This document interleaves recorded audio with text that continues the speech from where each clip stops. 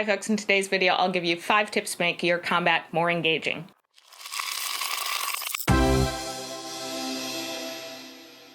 Whether you find you're just in a little bit of a rut when it comes to your combat, or your group has kind of fallen into that pattern of just running up and making the same attack over and over, and it's just a matter of like whittling down the hit points, there are a few easy things that you can do to make your combat more interesting, to add some variety to it. So my first tip is add terrain elements.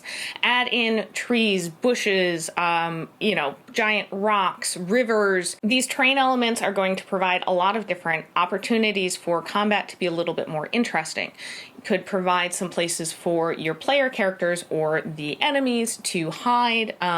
Perhaps some things might block line of sight for ranged, make it harder for ranged attacks. Also, it might make, difficult terrain, so it's harder to close quickly and get into melee, or perhaps the enemy is up on a cliff, and so it's going to be almost impossible to get up there without just climbing for a round or two and taking just straight up damage. And no matter where your combat is, there's going to be some kind of terrain so you can fit it to the particular encounter. My second tip is kind of terrain 2.0, which is adding hazards or even potentially lair actions into your combat. So this can be, if you have a river, perhaps it's rapids, and so in order to get across the river to close into melee, they have to try and get across that rapid without getting washed away or, getting pummeled against the rocks and taking damage. Could be you're in around some lava, and so that's definitely a hazard. There could be falling debris if you're in some kind of monster or NPC's kind of home. You can add in lair actions. So these are things that are going to add additional complications that aren't just the adversaries. My third tip is to add a ticking clock element to this. Now this might be something that you tell the party in X many rounds, this thing is going to happen, or you can just imply there's a short amount of time to get something done. Now, there are a lot of different varieties of a ticking clock. It could be their need to interrupt a ritual casting, so they have to get past the guards in time.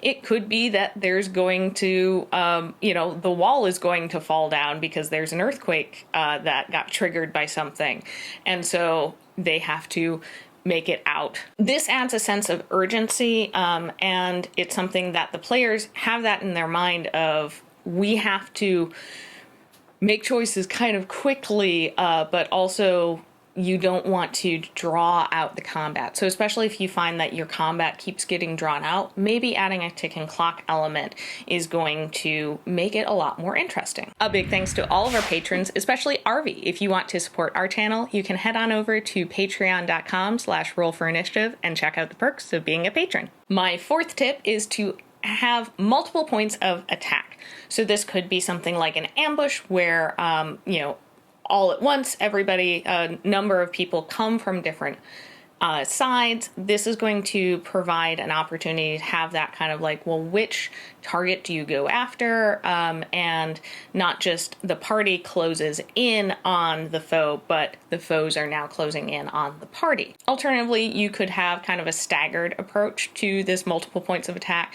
Could again be an ambush that has been kind of more thought through and planned with how they're going to strategically attack. Also could be something of, maybe they're not all working together, but like a group of smaller monsters all come running in as you're trying to make it through the dungeon, and so you're fighting them, and then suddenly the thing that the smaller monsters were running from appears. That adds an interesting element because not only does it add that, like, okay, well, we thought we were dealing with one thing, now we're dealing with another thing, but also if they're not all working on the same side, the party could potentially try and set the enemies against each other.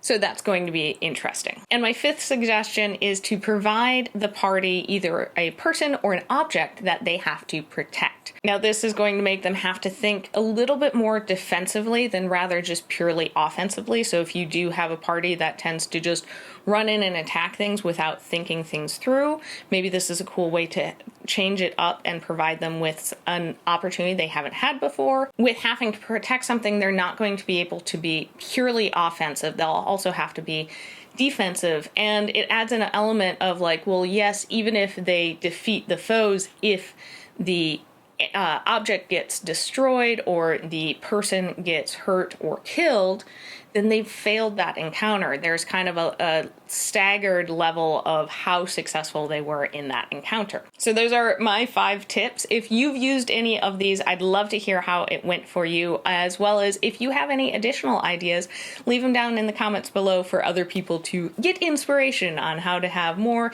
interesting, engaging combat. Thank you so much for watching this video. Don't forget to hit like and subscribe, because we make videos here every week about tabletop RPGs and our other geeky interests. And I'll see you next time on Roll for Initiative. Bye!